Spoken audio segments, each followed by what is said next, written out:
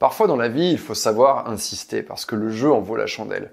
Et si vous ne savez pas insister sans être lourd, vous allez être privé d'un grand nombre d'opportunités. Dans cette vidéo, je vais vous partager 4 formulations pour insister sans déclencher la crispation de votre interlocuteur. Certaines cultures, et je pense notamment aux anglo-saxons, perçoivent d'un bon œil les audacieux qui persistent après un refus ou après un premier échec. Par ailleurs, le motif qui pousse une personne à accepter ou à refuser une proposition que vous formulez est parfois irrationnel et tient davantage de la forme que du fond de la proposition. Aussi, dans ces cas-là, savoir insister sans crisper peut être utile. Cela demande tout d'abord une bonne estime de soi, car vous devez vous sentir légitime pour insister, de l'intelligence sociale, car vous devez être capable de vous mettre à la place de votre interlocuteur et de trouver la bonne formulation, celle qui lui convient, et enfin de l'audace, car peu de personnes osent le faire et vont abandonner après un premier refus. Voyons donc maintenant les 4 formulations que je vous propose. C'est parti avec la première.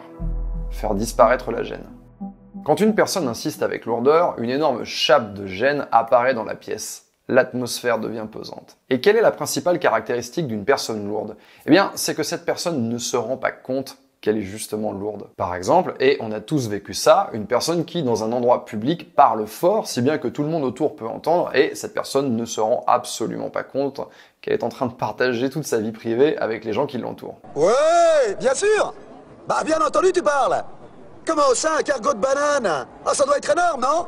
Bien entendu j'achète! C'est pour ça que quand on veut insister, il faut montrer que l'on a conscience de la nature inconfortable de la démarche. Ma première phrase est assez générale et fonctionne dans beaucoup de situations. Je me permets d'insister car. Le « je me permets d'insister » dans cette phrase montre que vous avez suffisamment d'intelligence sociale pour comprendre que cela pourrait passer pour de l'insistance. Avec cette phrase, vous mettez le doigt sur, mieux encore, vous désactivez ce qui pourrait générer de la gêne ou de l'embarras. Ensuite, le « car », je me permets d'insister car, montre que vous avez une bonne raison d'insister. C'est une formulation simple, mais en même temps très efficace, parce qu'elle montre d'une part que vous avez compris que c'est quelque chose qui pouvait embarrasser, mais d'un autre côté, vous montrez que c'est une chose qui vous tient à cœur. Simple, mais efficace.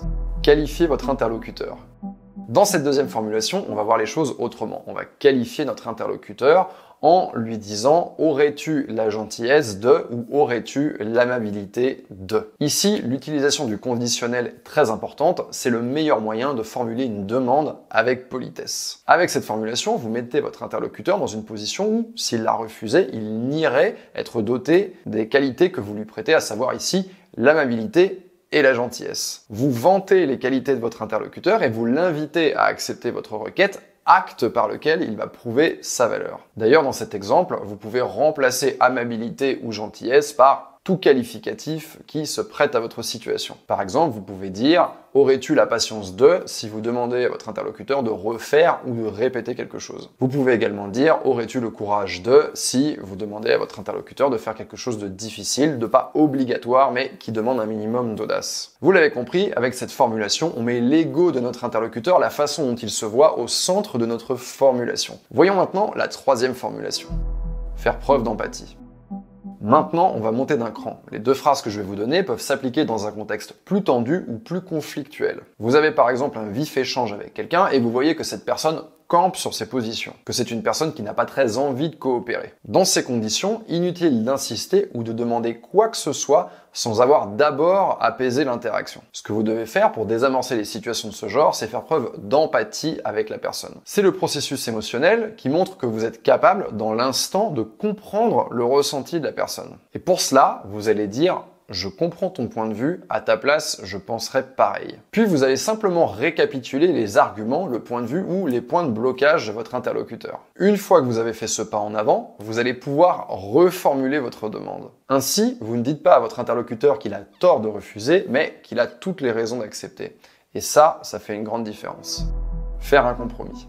À présent, je vais vous partager une arme secrète, la phrase qui vous sortira peut-être d'une situation inextricable. Il peut arriver que votre interlocuteur ne soit pas prêt à accepter votre demande sous vos conditions, et parfois, la meilleure manière d'obtenir gain de cause, c'est de proposer un compromis. Pour cela, vous pouvez dire « je suis prêt à faire cela si ». C'est une méthode très efficace, mais qui va demander un investissement de votre part. Cela montre que vous êtes capable de lâcher du lest et que vous êtes prêt à investir personnellement pour arriver à vos fins. Et puisque vous faites cet effort, ce pas en avant, eh bien, votre interlocuteur va avoir quelque part envie de vous imiter. Par exemple, vous souhaitez acheter votre premier bien immobilier, le vendeur propose un prix, vous cherchez à négocier ce prix à la baisse, le vendeur refuse. Dans ce cas, vous pouvez faire la chose suivante et dire « Je suis prêt à acheter votre bien au prix de vente, mais en contrepartie, parce que ce prix me paraît un peu élevé, eh bien, vous laissez les meubles à l'intérieur. » Ce n'est qu'un exemple de la vie courante, mais vous pouvez utiliser cette tactique dans de nombreuses situations. Évidemment, ce que vous proposez dans le cadre de votre compromis doit être à la hauteur de l'enjeu.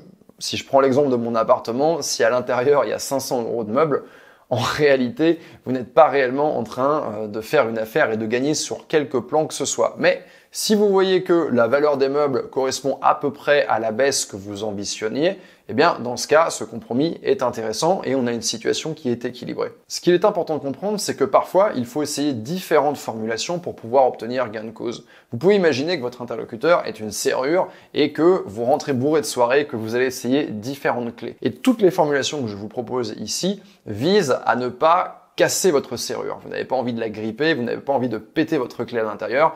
Vous avez envie, au contraire, d'essayer les clés une par une jusqu'à trouver ce qui va faire clic et ce qui va permettre de débloquer votre demande. Si cette vidéo vous a plu, n'hésitez pas à me le faire savoir en mettant un pouce vers le haut. Vous pouvez bien sûr vous abonner à ma chaîne sans oublier de cocher la petite cloche pour avoir toutes les notifications des vidéos, sinon vous risquez de les manquer. C'était Yann et je vous dis à la semaine prochaine.